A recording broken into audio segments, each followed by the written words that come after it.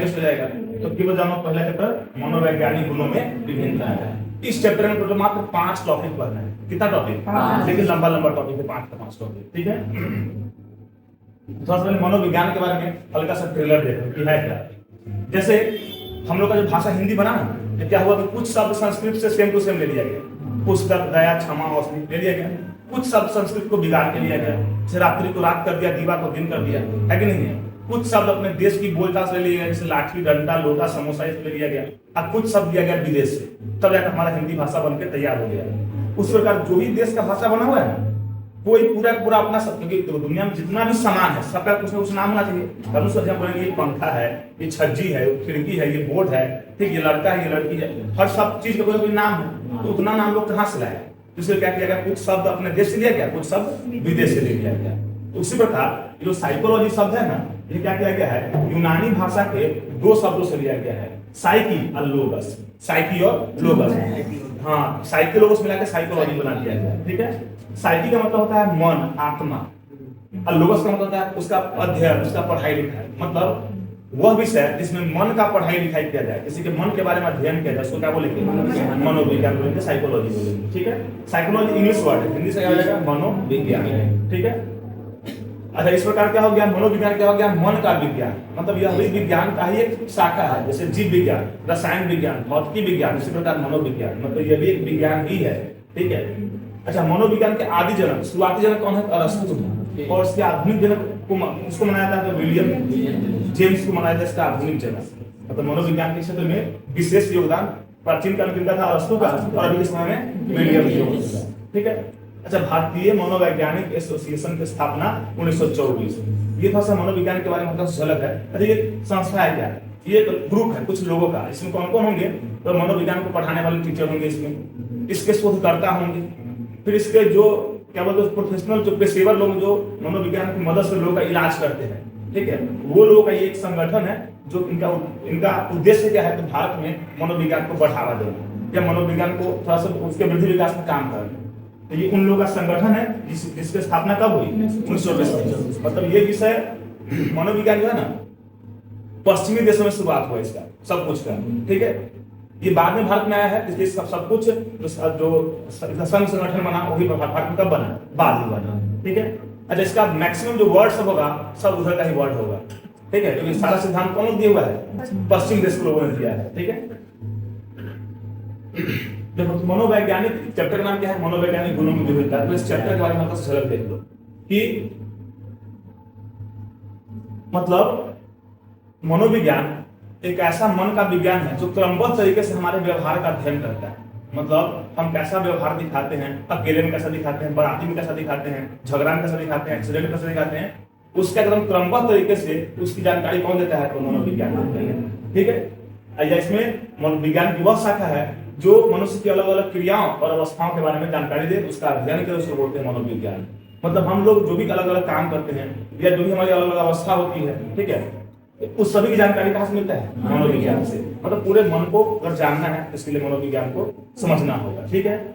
अच्छा, देखो व्यवहार मतलब मनुष्य के व्यवहार को समझना है ना, मतलब जीव के व्यवहार को, यहाँ के बाद मनुष्य के व्यवहार की बात नहीं करेंगे, मनुष्य का व्यवहार और जीव जंतु का व्यवहार, ठीक है, दोनों का अध्ययन आ जाएगा किसमें? मनोविज्ञान में। मतलब मनोविज्ञान मतलब केवल मनुष्य के मन का विज्ञान नहीं, जीव जंतु के मन का विज्ञान, ठीक है। इसे मानव शास्त्र भी कहते हैं। ये थोड़ा सा मतलब इस चैप्टर का झलक हो गया। अब इस चैप्टर की शुरुआत करेंगे यहाँ से, पाठ परिचय हम सीखेंगे। इस चैप्टर में क्या क्या सीखने वाले हैं? बुद्धि, मनोवैज्ञानिक गुण, ये इसको हमको यहाँ लिखने नहीं था, व्यक्तिगत विभिन्नता, ये गलती से लिखा गया, ठीक है।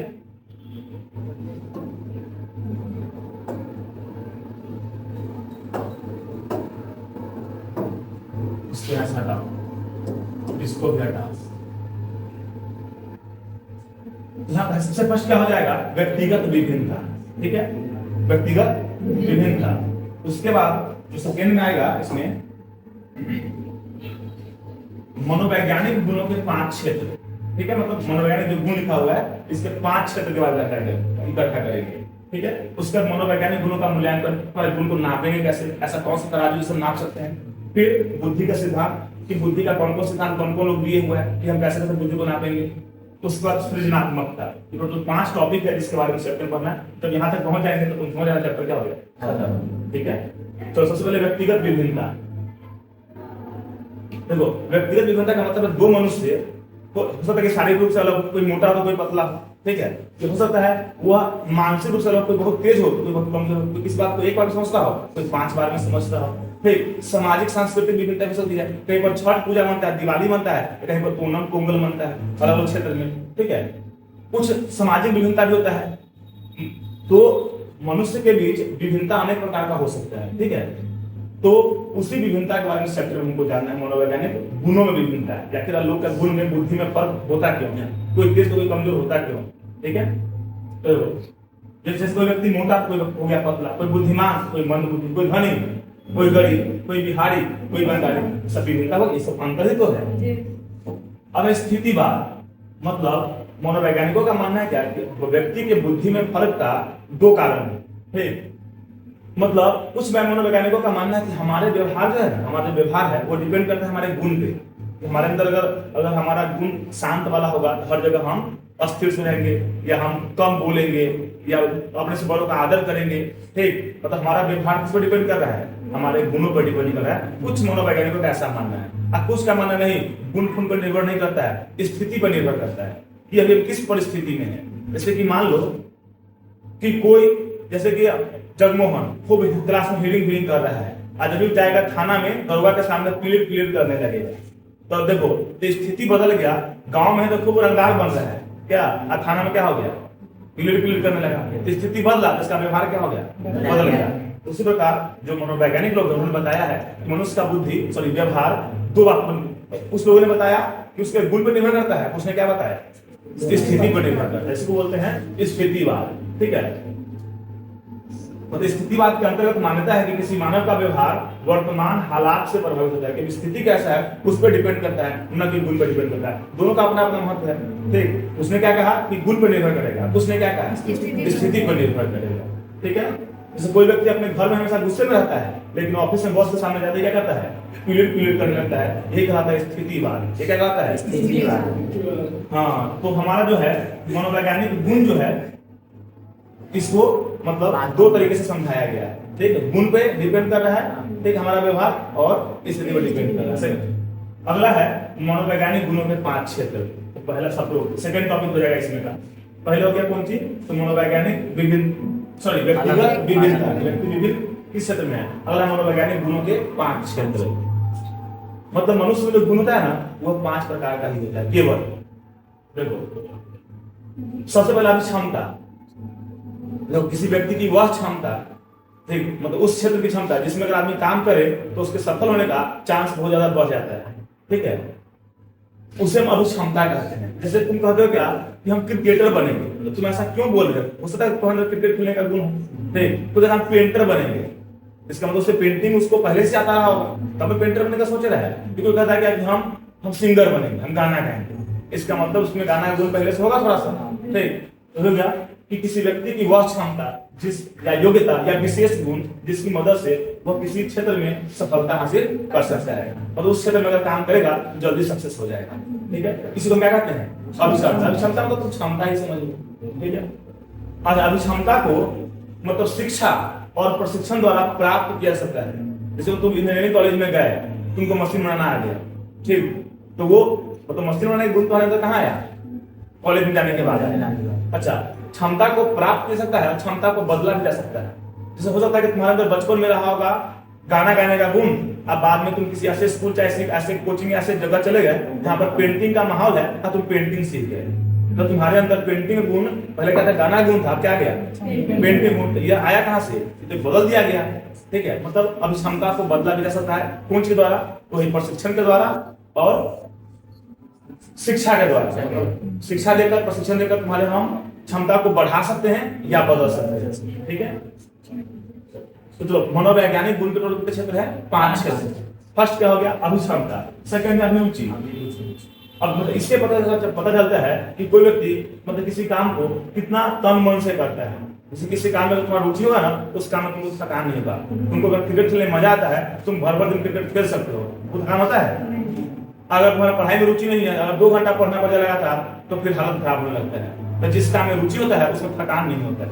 ठीक, जैसे वेतन अगर बढ़ जाए तो काम में मन ज्यादा मन लगने लगता है। पेमेंट अचानक तुम सुनोगे 30% बढ़ गया किसी कंपनी में, किसी कहीं भी किसी नौकरी में, तो तुम्हारा काम करने खूब तुम्हारा मन करेगा जल्दी हम जाए ऑफिस में, जल्दी से उस काम हम करें, जल्दी हो जाएगा। और जिस काम में रुचि हो वह काम करने पे सफल होने की संभावना बढ़ जाती है, तुम्हारा चांस बढ़ जाएगा। जैसे तुमको मान लो क्रिकेट खेलने में मजा आ रहा है, अब तुम सही में क्रिकेटर ही बन गए तो तुम अच्छा क्रिकेटर बन सकते हो, उसका चांस बढ़ जाएगा। गारंटी नहीं है लेकिन चांस क्या होगा, बढ़ जाएगा। अच्छा, जिस काम में रुचि नहीं हो और उस काम करें तो क्या होगा, थकान, जल्दी मन उबाऊ तरीके से काम किया जाएगा। ठीक है, तो किसी क्षेत्र में सफल होने के लिए अभी क्षमता भी चाहिए, अभी रुचि भी चाहिए। मान लो क्रिकेट में मेरा इंटरेस्ट है, ठीक, रुचि है, लेकिन मेरे अंदर क्षमता नहीं है, हम जाएंगे क्रिकेटर बनने, तो क्या हम बन पाएंगे? नहीं बन पाएंगे। क्या हमसे छक्के नहीं लगेगा तो काम खराब हो जाएगा ऐसे में। ठीक, तो मतलब क्षमता भी चाहिए और रुचि भी चाहिए। ठीक, अगला है व्यक्तित्व। हम लोग पढ़ रहे हैं मनोवैज्ञानिक गुणों के 5 क्षेत्र। हर आदमी के अंदर 5 प्रकार का मनोवैज्ञानिक गुण होता है। एक क्षमता हो गया, एक रुचि। हर आदमी के अंदर किसी न किसी क्षेत्र में क्षमता होगा, तुम्हारे अंदर कोई क्षमता जरूर होगा, और तुम्हारा किसी न किसी क्षेत्र में रुचि जरूर होगा। कहीं नहीं होगा तो कम से कम इंस्टाग्राम चलाने में, रील्स देखने में वहाँ रुचि होना ही है। मतलब कहीं नहीं हर आदमी का रुचि होता ही होता है। लेकिन तुमको अगर डुबाएगा, हाँ आ सकता है, उसमें भी आ सकता है क्या, लेकिन देखने से तो नहीं आएगा, दिखाने से आएगा क्या। अगला व्यक्तित्व। व्यक्तित्व किसी व्यक्ति का वह गुण है जो उसको दूसरों से अलग बनाती है। मतलब तुम्हारा वह गुण जो तुमको दूसरों से अलग कर दे, तुम्हारा व्यक्तित्व कहलाएगा। जैसे प्रीति शांत है, इसका मतलब क्या है, बाकी सब खच्चर होगा, बदमाश होगा, तो उसकी तुलना में प्रीति क्या होगी, शांत हो गई। तो प्रीति का शांत गुण उसको क्या कर रहा है, बाकी लोगों से अलग बना रहा है। तो तुम्हारा वह गुण जो क्या करे, तुमको बाकी लोगों से अलग बना दे, उसको क्या बोलते हैं, व्यक्तित्व बोलते हैं। जैसे एक आदमी बहुत विनम्र है और दूसरा बहुत गुस्से वाला है। ठीक, तो विनम्र को मतलब इसका ये गुण गुस्से वाले से क्या कर रहा है, अलग बना रहा है। सुनो, तो पहले का व्यक्ति तो विनम्र वाला है, तो दूसरे का व्यक्ति क्या हो जाएगा, गुस्सा वाला हो जाएगा। ठीक, कोई बहुत कम बोलता है तो कोई बहुत ज्यादा बोलता है। तो कम बोलना क्या ज्यादा बोलना, यह तुम्हारे गुण को क्या मतलब तुमको बाकी लोगों से क्या बनाता है, अलग बनाता है। तुम्हारा वह गुण जो तुमको क्या कर दूसरों से अलग बना दे, और तुम्हारा क्या कराता है, व्यक्तित्व बनाता है। ठीक, कोई खूब गाली बोलेगा चौक पे जाके कि कोई एकदम शांत रहेगा, कोई क्या करेगा, सब गाली पड़ेगा, कोई अपने से बड़ों का खूब सादर सम्मान आदर करेगा वो। ठीक है, तो वही उसका क्या रहेगा, व्यक्तित्व हो जाएगा। लोग जैसे तुम सुनता होगा कि बहुत खराब आदमी है, खराब क्यों है, वो उसका कुछ ऐसा गुण होगा जो उसको बाकी लोगों से क्या कर रहा होगा, अलग बना रहा होगा, आप बुरा बना रहा होगा, गलत बना रहा होगा। ठीक है, उसका व्यक्तित्व खराब हो गया। अगला है मूल्य। मूल्य का होता है स्थायी विश्वास, ओरिजिनल वैल्यू। ठीक, जैसे जिस व्यक्ति पर अधिक समय तक विश्वास किया जा सके उसका मूल्य अधिक हो जाता है। जैसे मान लो अगर तपेश्वर पर जगमोहन को ज्यादा विश्वास होगा, अगर जगमोहन पूरा परिवार के साथ बाहर घूमने जाएगा तो अपने घर का चाबी देगा, तपेश्वर लो तुम इसको रख के रहना। क्यों, इसका मतलब है कि तपेश्वर पर जगमोहन को क्या है, विश्वास है, उसका मार्केट में वैल्यू है। वैल्यू मूल्य को इंग्लिश में वैल्यू बोलते हैं। ठीक, किसका वैल्यू तब होगा जब तुम पर लोग अधिक समय तक क्या करें, विश्वास करें। मूल्य का मतलब है विश्वास होता है। अब कैसा विश्वास, अस्थायी विश्वास। ठीक है, चलो मनोवैज्ञानिक गुणों का 5वां क्षेत्र वो है बुद्धि। बुद्धि क्या है, हम किसी बात को कितनी जल्दी सीखते हैं। आपको कोई बात बताए कि क्षमता क्या है, रुचि क्या है, तुम एक बार में सीख गया, तुम बुद्धिमान है। कोई 2 बार में सीखा, कम बुद्धिमान है। कोई 5 बार में सीखा, बहुत कम बुद्धिमान है।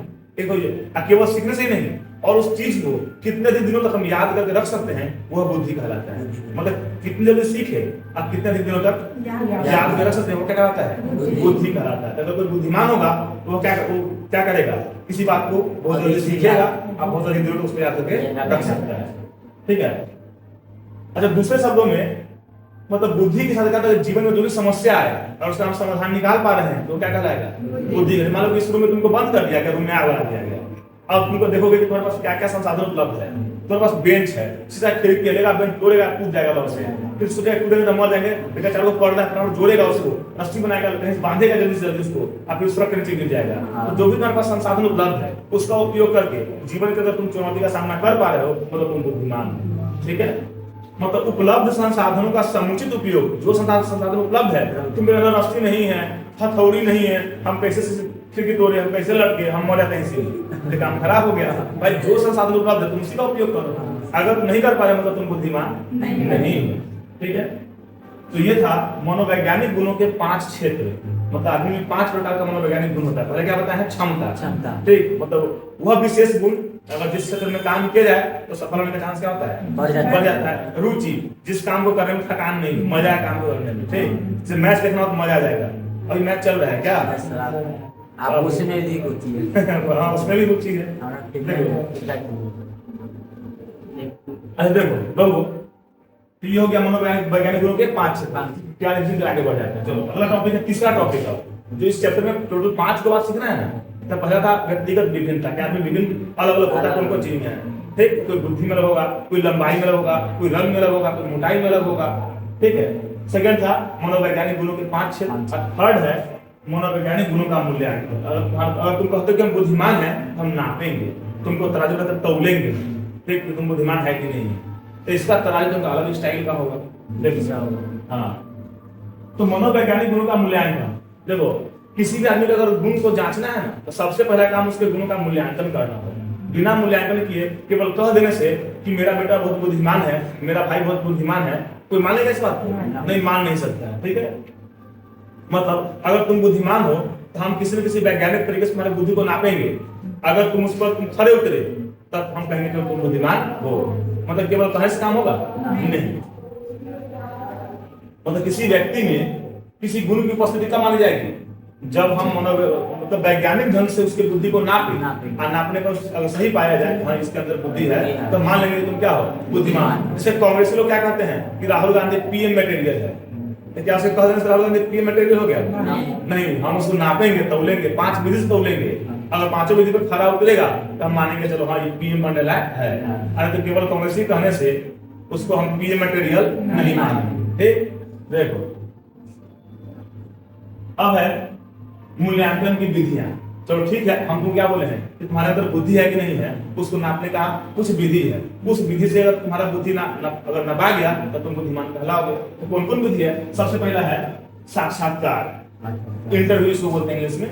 इसमें क्या होता है? एक ऐसी विधि है जिसमें बातचीत के द्वारा लोगों की बुद्धि का पता लगाया जाता है। जैसे तुम सब हो गए बोर्ड के मेंबर, हम हो गए कैंडिडेट, चाहे मेरी बुद्धि को नापना है तो तुम सब बैठ जाओगे और तुम लोग बारी बस क्या हमसे क्वेश्चन पूछोगे। एक आदमी 2 आदमी 5 आदमी के क्वेश्चन पूछोगे। ठीक है, हम सबका जवाब देंगे और तब तुम मेरी बुद्धि को नापोगे। ठीक है, जैसे इसका उपयोग कहाँ का किया जाता है? अगर कोई जैसे तुम सुनते हो कैंपस सिलेक्शन, कॉलेज से स्टूडेंट को लेता है कि तुम मेरे फैक्ट्री में कंपनी में काम करोगे, तो वहाँ क्या होता है? उसके बोर्ड का मेंबर लोग आता है, बारी बस सब क्वेश्चन करता है, पूछता है उससे सब कुछ, और उसको पता चलो तुमको कि हम 20 लाख का पैकेज, मतलब साल में 20 लाख देंगे, 1 करोड़ का पैकेज, मतलब क्या हो गया?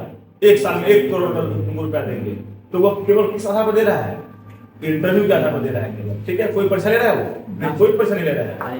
इंटरव्यू लेकर उसको दे दिया पैकेज। या शादी विवाह करना होता था, और वही करने में क्या होता है? इंटरव्यू होता है। जो देखा देखा लड़कों को बैठा लिया, क्वेश्चन किया, लड़की को बैठा लिया और क्वेश्चन किया, तो वहां भी क्या होगा? इंटरव्यू होगा। ठीक, तो इस विधि का उपयोग कहाँ का हो रहा है? कंपनी फैक्ट्री का स्टाफ चुनने में हो रहा है, और पूरा शादी विवाह में हो रहा है इसका। ठीक है, अगला है मनोवैज्ञानिक परीक्षण। मनोवैज्ञानिक परीक्षण, इसमें क्या है ना, कुछ किताब बना हुआ है। किसी किताब में 500 क्वेश्चन है, किसी में 1000 क्वेश्चन है और 4 ऑप्शन है। और ऐसा नहीं है एक प्रश्न का होल स्क्वायर पूछा जा रहा है, नहीं, तुम्हारे जीवन से जुड़ा हुआ क्वेश्चन। अब कैसे तुमसे पूछे थे कि कोई बच्चा है, एक दांत तोड़ दिया, वो चाहे क्लास में कर लिया, अब तुम क्या करोगे? पहले आप उसका भी एक दांत तोड़ देंगे, चाहे उसका 2 दांत तोड़ देंगे, चाहे उसके गार्जियन को बुलाएंगे, चाहे उसको समझाएंगे और ऐसा करने के लिए भविष्य में ऐसा करने से उसको मना करेंगे, रोकेंगे, तो तुम क्या करोगे? चौथा अपना ये कहने के लिए, लेकिन उस समय पता तुम क्या करोगे? तुम हड्डी तोड़ दोगे। हाँ, चाहे तुम दांत नहीं तोड़ोगे, हड्डी जरूर तोड़ दोगे तुम। तो देखो ऐसा है, उसमें ढेर सारा क्वेश्चन आता है, अलग अलग किताब में अलग अलग मात्रा में क्वेश्चन आता है। अब उस क्वेश्चन का उपयोग करके सामने वाले व्यक्ति की बुद्धि का पता लगाया जाता है। उसमें लिखा रहेगा कि तुमने कितना क्वेश्चन ए चुना, कितना आंसर ए चुना, कितना बी, कितना सी, कितना डी, उस हिसाब से तुमको नंबर मिल जाता है। ठीक है, अगला है आत्म प्रतिवेदन। देखो इसमें क्या होता है ना कि तुमको कहा जाएगा कि तुम अपने बारे में बताओ और लिखित रूप से बताओ। तो आदमी अपने विचारों को, अपने व्यवहारों को, अपने बुद्धि के बारे में लिख के बताता है, अपने विश्वासों के बारे में बताता है कि मेरा भगवान में विश्वास है, मेरा भूत में विश्वास नहीं है। ठीक, तो जो भी है अपने बारे में लिख के देता है, तो उससे व्यक्ति के गुणों का अध्ययन किया जा सकता है। लेकिन यह जो है ना थोड़ा सा नकली विधि है, क्योंकि आदमी सामने झूठ बोल सकता है क्या। तो उसके मनोवैज्ञानिक गुणों का अध्ययन करने के लिए यह भी एक विधि है, लेकिन इस विधि में व्यक्ति झूठ लिख सकता है, बोल सकता है, तो सामने कोई है नहीं, इसके ऊपर लिखना है। ठीक है, अगला है व्यक्ति अध्ययन, चौथा विधि। आदमी को गुणों को नापने का चौथा विधि कौन हो गया? व्यक्ति अध्ययन। जागरूक रहा तो जागरूक। तो माना कि सब्जेक्ट थोड़ा सा आर्ट का है लेकिन इंटरेस्टिंग है। ऊपर से इसको बहुत इंटरेस्टिंग बनाया है, अगर तुम किताब पढ़ोगे ना तो सारा बात दिमाग के ऊपर चला जाएगा। अगर बाल छिलवाए रहोगे तो अब तक एक बात अंदर जाएगा ही नहीं, सब ऊपर चला जाएगा। ठीक है, देखो अब बाल उठाएगा तो कुछ फंस जाएगा उसमें।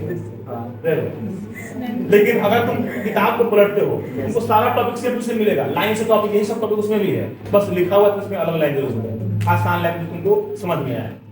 अब देखो व्यक्ति अध्ययन, देखो इसमें किसी व्यक्ति के गुण को समझने के लिए क्या किया जाता है ना, उसकी जीवनी को पढ़ा जाता है। जैसे गांधी जी मर गए, अब उनका हम इंटरव्यू ले सकते हैं, उनसे हम आत्म प्रतिवेदन करवा सकते हैं, उनसे क्वेश्चन पूछ सकते हैं, तो क्या करना होगा? उनकी जीवनी को पढ़ना, जो लोग उनके बारे में लिखे हुए हैं तो उसको पढ़कर और उनके व्यक्तित्व के बारे में या उनके व्यवहार के बारे में, उनके गुण के बारे में पता लगा सकते हैं। ठीक है, मतलब जैसे कोई छात्र किसी महान व्यक्ति के केस स्टडी हो रहा है, केस स्टडी करते उनके बारे में जानकारी इकट्ठा करना, उनके बारे में, उनके किताबों सबसे जो उनके बारे में लिखा गया है, और जीवन के अनुभव से सीख प्राप्त करते हैं कि उनसे हम क्या सीखे, गांधी जी के जीवन में कौन कौन सी समस्याओं का सामना कैसे कैसे किया।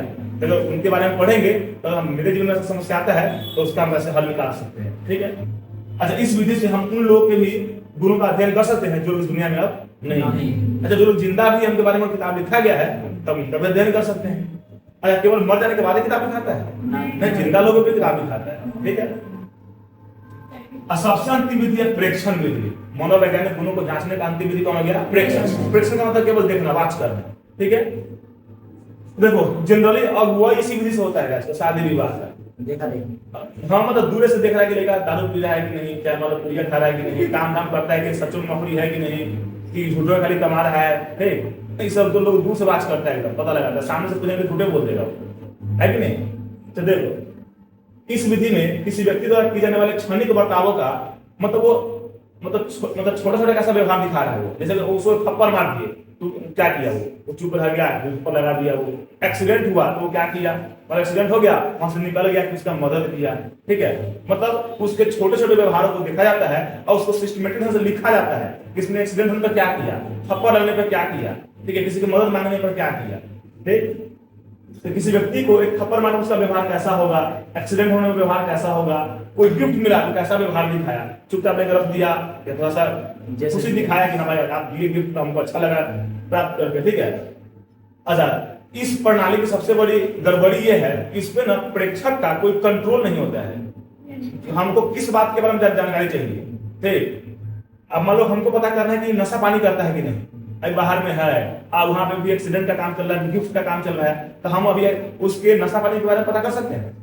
नहीं कर सकते हैं। वो जब खुदे नशा पानी करने जाएगा नहीं, किसी दोस्त के सामने लॉ से छुप के देख लेंगे, लेकिन जब तक नहीं रहेगा कैसे देख सकते हैं। लेकिन इंटरव्यू में डायरेक्ट पूछ सकते हैं कि आप नशा पानी करते कि नहीं करते हैं, उसको क्वेश्चन में फंसा सकते हैं। इसलिए इस विधि में क्या होता है ना कि जो भी लोग प्रेक्षण कर रहा है उसका कंट्रोल कम होता है।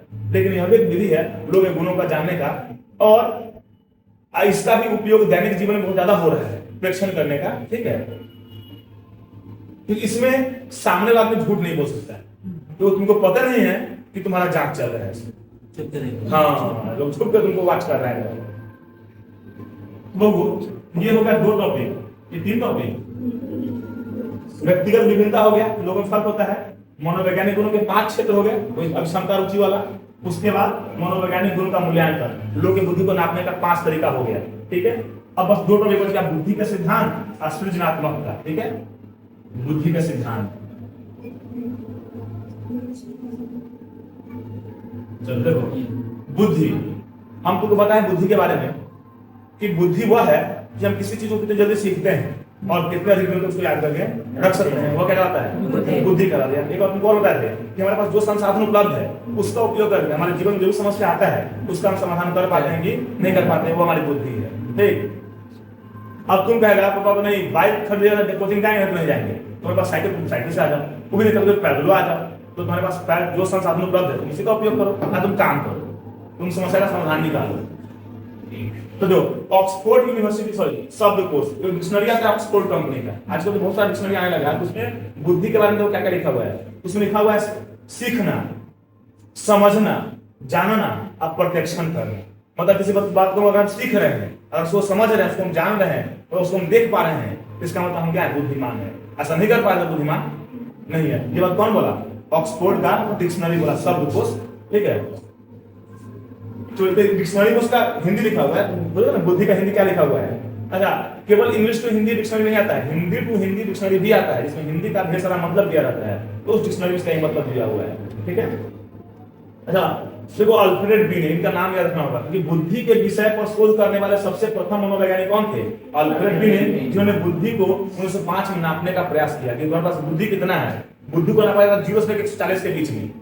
अगर बुद्धि 140 हो गया तुम इस दुनिया का सबसे बुद्धिमान मनुष्य हो। वैसे इसका नापना कहां से कहां तक आगे हम लोग देखेंगे। ठीक, तो बुद्धि को नंबर में नापा जाता है। ठीक, जिसका बुद्धि 90 है वह एवरेज माना जाता है, एवरेज, औसत। ठीक है, 90 से जैसे जैसे कम हो जाएगा तुम पागल की कैटेगरी में जाते जाओगे, और 90 से ऊपर होगा तुम बुद्धिमान, सचिन तेंदुलकर, लता मंगेशकर बनते जाओगे। ठीक है, तो सीमा रेखा कौन है? 90। ठीक, अगर बनना है विराट कोहली, बनना है अगर रोहित शर्मा, तो 90 से कहा जाना होगा ऊपर, अपने अपने क्षेत्र में। देखो, तो अल्फ्रेड बी ने ये ऐसे पहले मनोवैज्ञानिक थे जिन्होंने बुद्धि को नापने के क्षेत्र में काम किया, सबसे पहले काम किया इन्होंने। अब उन्होंने बताया, देखो हर आदमी बुद्धि के बारे में कुछ बात बोले हुआ है। अल्फ्रेड बी ने क्या कहा? अच्छा फैसला लेने की योग्यता, तो जो बुद्धिमान होगा वो अच्छा डिसीजन लेगा। ठीक, कौन सा डिसीजन? तो जीवन में किसी भी समस्या का समाधान करने के लिए। ठीक है, अच्छा तर्क प्रस्तुत करने की योग्यता, मतलब कोई बात का अच्छा लॉजिक देना, अगर जवाब देना है ना तब कुछ नहीं बोल देंगे। ठीक, आजकल तुम जब देखते हो, अगर तुम जाना यूट्यूब पे, जो नेता सब का जो रहता है वो सब प्रवक्ता सब जो आकर डिबेट करता रहता है, तो कुछ देते हैं कौन कौन है, प्रियंका भारती है या कोई और है कौन, या कुछ और लोग सब भी है, कुछ सारे चिल्लाता रहेगा, बिना मतलब चिल्लाता रहेगा, कोई लॉजिक नहीं है। वो सुनना सिद्धांशु त्रिवेदी को हर बात में कहेगा किताब का नाम ये, चैप्टर ये, पेज नंबर ये, उस पर ये लिखा हुआ है, एकदम दिमाग से बोलता है, उसको बोलते हैं वही अच्छा तर्क प्रस्तुत करना। हर बात का एकदम अच्छा तर्क देगा एकदम। हाँ, तो इसका मतलब सुधांशु त्रिवेदी क्या हो गए? बुद्धिमान हो गए, कि उनके पास अच्छा तर्क प्रस्तुत करने की क्षमता है। आज जो उसके बकवास तो खाली चिल्ला रहा है उसमें डिबेट में, मूड खराब कर देगा, मन लगेगा कि टीवी में घुस के थप्पड़ लगा दो उसको, तो घुसने जाओगे तो तुम घुस नहीं पाओगे, कैसे घुस जाएंगे? देखो, अच्छा समझने की योग्यता, किसी बात को जल्दी जो समझ पा रहा है वह क्या बुद्धि है। मतलब मिला जुला के सब लोग बुद्धि के बारे में वही बात बोले हुआ है। ठीक है,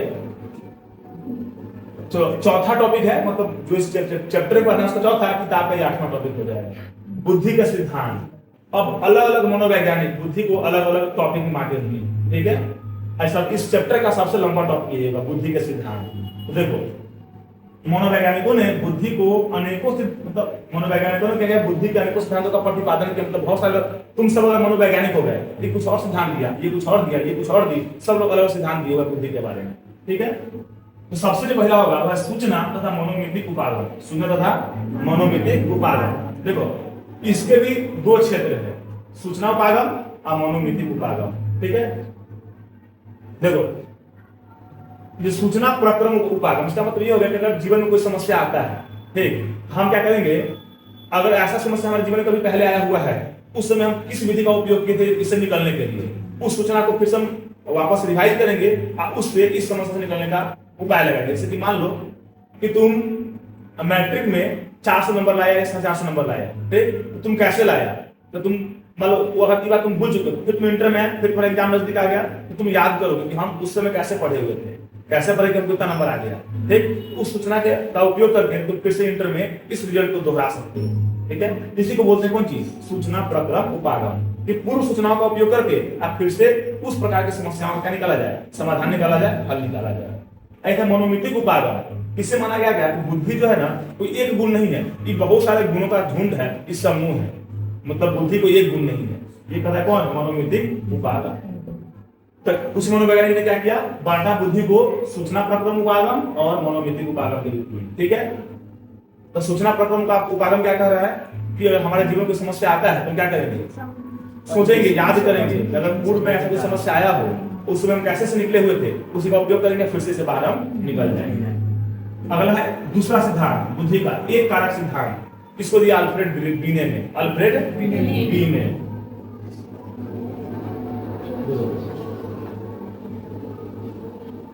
ये जिन्होंने बुद्धि को नापने का सबसे पहला प्रयास किसने किया था? अल्फ्रेड ने। इन्होंने कौन सिद्धांत दिया है?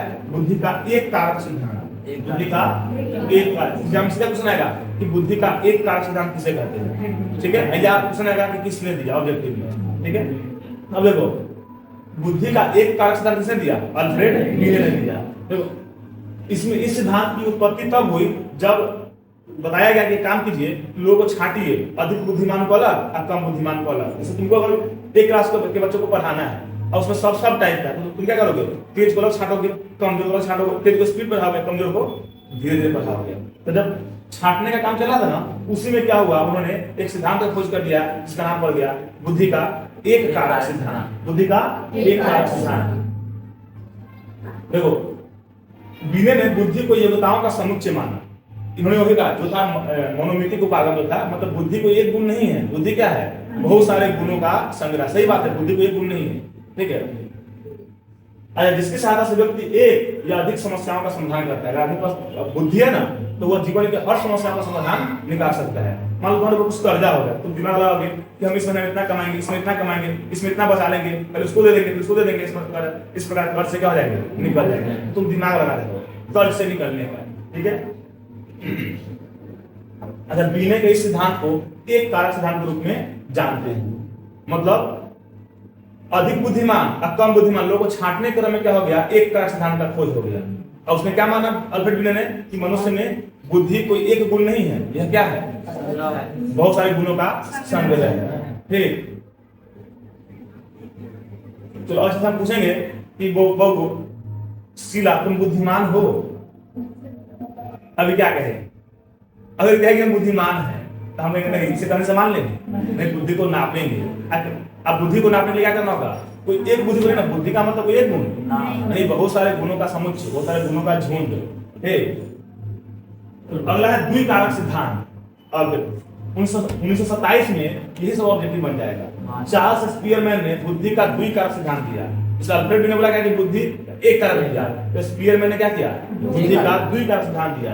उन्होंने बताया कि मनुष्य में एक प्रकार की बुद्धि नहीं होती है, दो प्रकार की बुद्धि होती है। एक सामान्य बुद्धि, एक विशेष बुद्धि।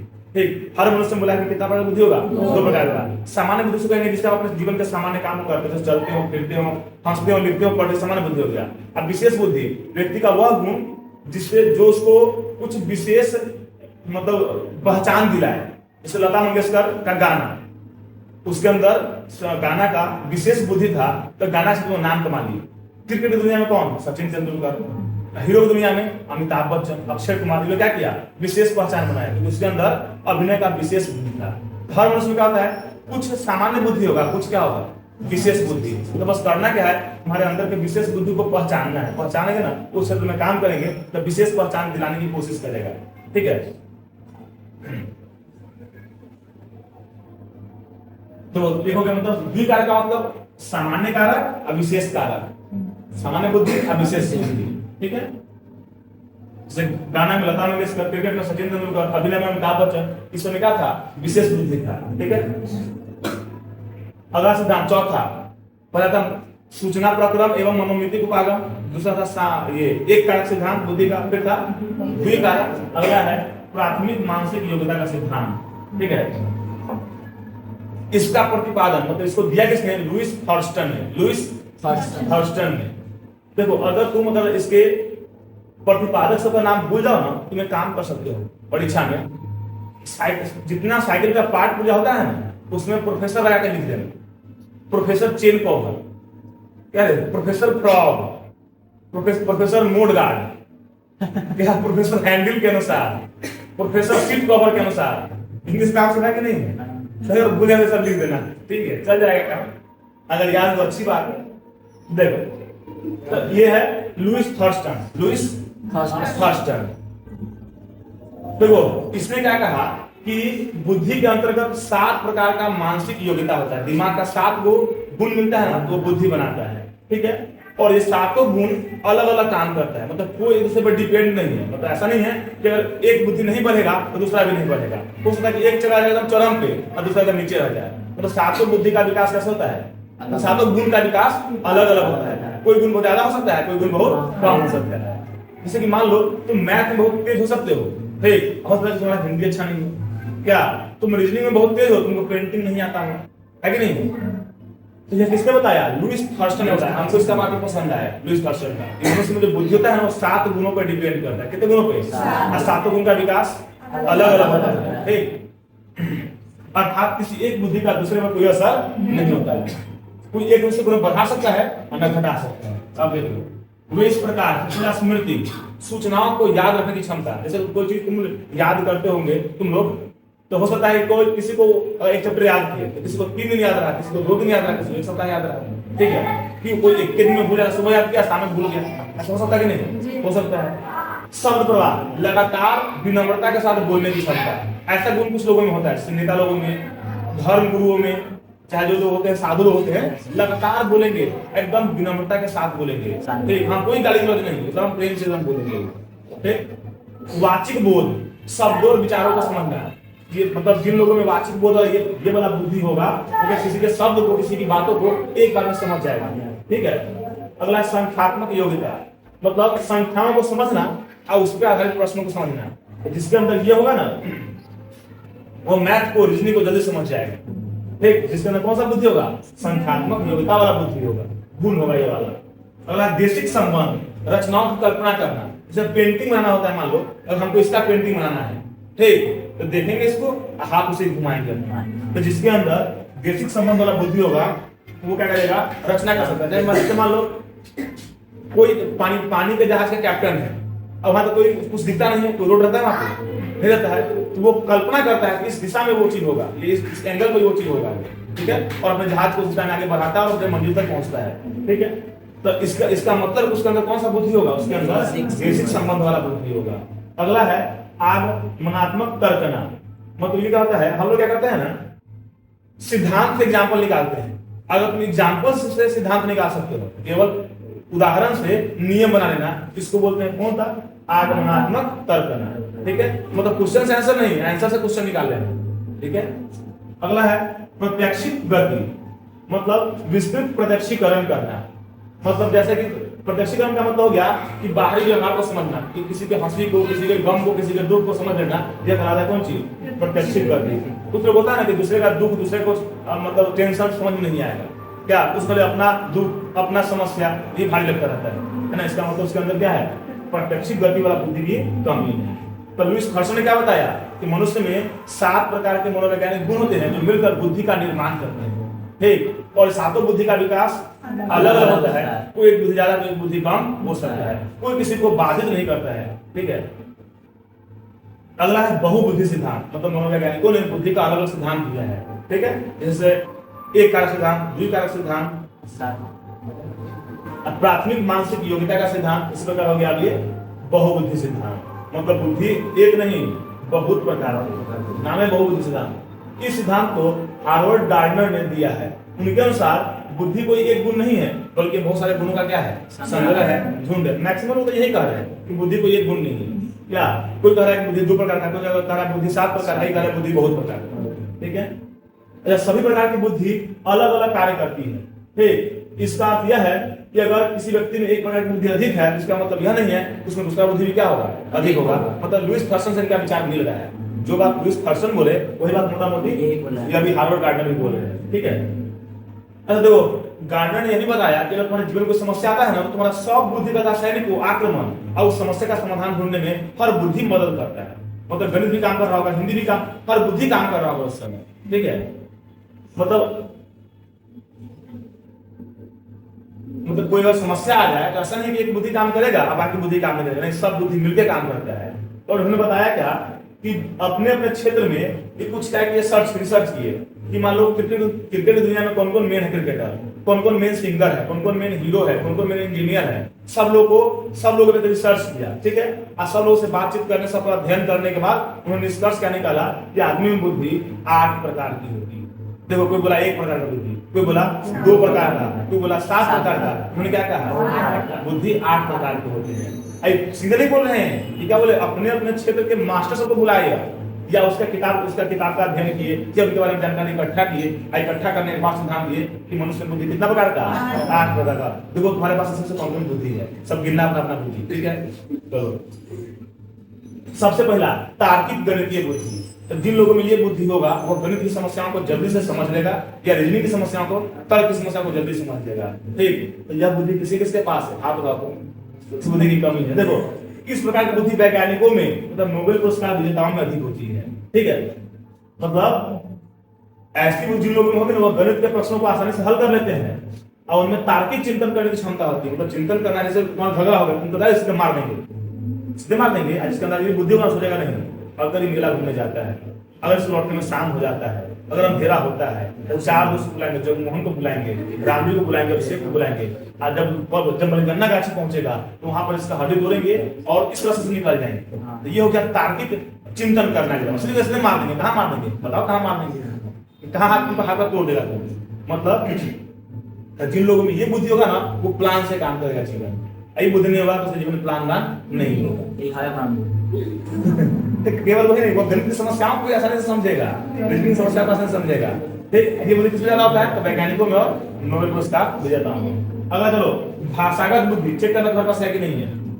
इस प्रकार की बुद्धि जिस व्यक्ति में होगी, वो अपने विचारों को आसानी से दूसरों को समझा देगा और दूसरे के विचार को आसानी से समझ भी लेगा। मतलब अपने बात को समझा भी देगा दूसरे को और दूसरे की बात को समझ भी लेगा। ठीक है, अच्छा, इस प्रकार की बुद्धि किसमें होती है? तो लेखकों में और कवियों में होती है। लेखक अपने विचारों को समझा पाते दूसरों को और दूसरे की बात को जल्दी समझ भी लेते हैं। ठीक, मतलब भाषा का विशेष ज्ञान हो गया उन लोगों के अंदर। ठीक, क्या तुम अपनी बातों को, भावनाओं को अपने मम्मी पापा को समझा पाते हो? पहले उनको समझाओ, तब ना ढेवा मिलेगा। समझाओ कि मेला घूमने जाएंगे तो मूवी कचरी खाएंगे, उसके लिए ढेवा चाहिए। ठीक, बहु अगला देशिक बुद्धि। देशिक मतलब नाम है देशिक, लेकिन वो कल्पना करना, चित्र बनाना वाला। देखो इस प्रकार की बुद्धि रखने वाले लोग किसी वस्तु का अपने दिमाग में चित्र बनाने में सक्षम होते हैं। तो कोई चीज अपने दिमाग में बना लेगा वो। क्या हम बनाते हैं? वाह, देखो जिसके अंदर देशिक बुद्धि है, तपेश्वर के अंदर। देखो बाबू, जैसे देखो विमान चालक, जैसे हवा में जहाज चला रहा है, बादल ऊपर चल रहा है, उसको कुछ दिख रहा है उसको? नहीं। तो वो अपने मशीन की मदद से दिमाग में कल्पना का चित्र बनाकर वो उस एंगल से उतारता है, जो शब्द वो सही जहाज के नीचे उतार पाता है या हवा में ले जा पाता है। इसके अलावा नाविक लोग, जो जहाज में वहां कुछ नहीं दिख रहा होता है, पेंटर लोग, चित्र बनाना कोई चीज का। ठीक है, वास्तुकार या शल्य चिकित्सक, हड्डी को जोड़ना है। ठीक, तो केवल फोटो देख लिया उसका एक्सरे में और उस हिसाब से अपना जोड़ देता है वो। ठीक है, इन लोगों में क्या होता है? ये बुद्धि, बेसिक बुद्धि ज्यादा होता है। ठीक, अगला है प्रकृतिवादी बुद्धि। देखो जिन लोगों में ये बुद्धि होगा वो पर्यावरण को अच्छे से समझ पाएंगे। ठीक, उनको पेड़ का भी दर्द महसूस होगा कि पेड़ काटने फूल दर्द हो रहा होगा। ठीक, हाँ, मतलब वो प्रकृति को समझते महसूस करते हैं। जैसे अच्छा, इन लोग मतलब ये बुद्धि किसमें ज्यादा होगा? शिकारी में। वो प्रकृति को समझेगा, कहाँ कितना पेड़ होगा, कहाँ दलदल होगा, कहाँ क्या होगा। तो शिकारी हमेशा कहाँ प्रकृति के बीच में रहता है, तो उसको समझता है अच्छे से। इसके अलावा किसान, यह भी प्रकृति को समझते हैं कि किस मौसम में कौन सा फसल उगाए कि ज्यादा उपज हमको मिले। तो इसका समझ तुमको होगा नहीं, हमको होगा नहीं, किसको होगा? किसान को हो जाएगा। पर्यटक जो खूब घूमते हैं, ठीक, जो हमेशा घूमते फिरते रहते हैं अलग अलग देशों में, अलग अलग राज्यों में, ठीक, उनके अंदर ये बुद्धि होगा, प्रकृतिवादी बुद्धि होगा, क्योंकि उनको घूमने में मजा आ रहा है। फिर प्राणी विज्ञानी कहते हैं जो मनुष्य के पर अध्ययन करता हो। ठीक है, फिर वनस्पति विज्ञानी जो पौधों पर अध्ययन करता हो। जीव विज्ञान का 2 क्षेत्र है। जैसे तुम अभी 10th तक जब तुम जीव विज्ञान पढ़ते होगे, तुमको पढ़ना केवल जीव विज्ञान। जब तुम इंटर में जाओगे तो जीव विज्ञान का 2 किताब हो जाएगा, एक प्राणी जगत, एक वनस्पति जगत। एक में पढ़ना होगा पेड़ पौधों के बारे में, एक में पढ़ना होगा मनुष्य के बारे में, जीव जंतु के बारे में। ठीक है, तो जो जीव जंतु के बारे में पढ़ेगा उसका डॉक्टर बन जाएगा। अब देखो इन लोगों में क्या होता है? प्रकृतिवादी बुद्धि ज्यादा होता है। ठीक है, अगला संगीतात्मक बुद्धि, नाम में संगीत है। तो जिन लोगों के अंदर संगीतात्मक बुद्धि होगा वो सारे गाना पाधानी से अच्छे से समझेगा, मतलब संगीत के सुर लय ताल को अच्छे से समझ पाएगा। हम लोग गाना सुन लेते हैं, उसमें कब उतार है कब चढ़ाव सब उतना महसूस हम लोग जानते हैं? नहीं जानते, बस सुन लिए। आप भोजपुरी में तो वो नहीं है, खाली म्यूजिक है, वो लोग क्या सारे गाना समझेगा? मतलब इस प्रकार की बुद्धि रखने वाले लोग संगीत के सुर लय ताल को अच्छे से क्या करते हैं? समझ पाते हैं।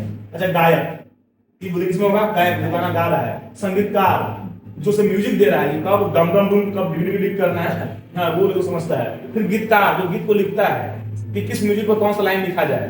ठीक, हम लोग सोचते हैं क्या इतना अभी गाना लिखता कैसे? गाना मान लो पहले सोचते थे क्या बात की अब ना भविष्य में अच्छा गाना नहीं आएगा। ठीक, तो सारा गाना दिखा दिया, अब क्या गाना लाएगा? अरे हर साल अच्छा गाना आता ही जा रहा है, क्या अच्छा म्यूजिक सब ढूंढता ही सब जा रहा है। देखो हम उसको सोचते थे क्या, पहले दुर्गा पूजा जब आता था, जब गाना बजता था तो हंस लेके गाना बजता था, हम लोग लगता था कि अब नया गाना दुर्गा जी का नहीं बनेगा, जो बनना था सब बन चुका है, अब अच्छा गाना लोग कहाँ से लाएगा, सब गाना लखा सब गा दिया हुआ था, नहीं पुल का सब बजता है सबका। लेकिन बाद में फिर नया नया म्यूजिक, अब जो भी नया नया सिंगर्स हो रहा है, हिंदी सिंगर्स भी वो गाना भक्ति गाना सब भी गा रहा है अच्छा अच्छा। तो जिन लोगों में संगीतात्मक बुद्धि होगा उन लोगों में सुर का समझ होगा ही, वो अच्छा गाना लिखेगा ही, ठीक है। अगला है शारीरिक गति संवेदी बुद्धि, ठीक है। देखो मतलब जिसके अंदर ये बुद्धि होगा ना, वो अपने शरीर को अलग अलग प्रकार से मोड़ पाएंगे। जैसे कि मान लो लोग योग करते हैं, ठीक, जैसे बाबा रामदेव तो कपालभाति पेट को स्पीड में कपालभाति या अनुलोम विलोम करते हैं। ये जो जिम्नास्टिक लोग होता है, जो शरीर को अजीब अजीब मोड़ लेता है, चाहे तुम देखता हुआ ओलंपिक जो लोग कूदता है खूब ऊपर से पानी में कूदता है, खूब राउंड राउंड मार के एकदम कूदता है, उन लोगों में चाहे जो लोग कुश्ती कर रहा है, उन लोगों में चाहे जो क्रिकेट भी खेल रहा है, इसके अंदर ये बुद्धि होगा।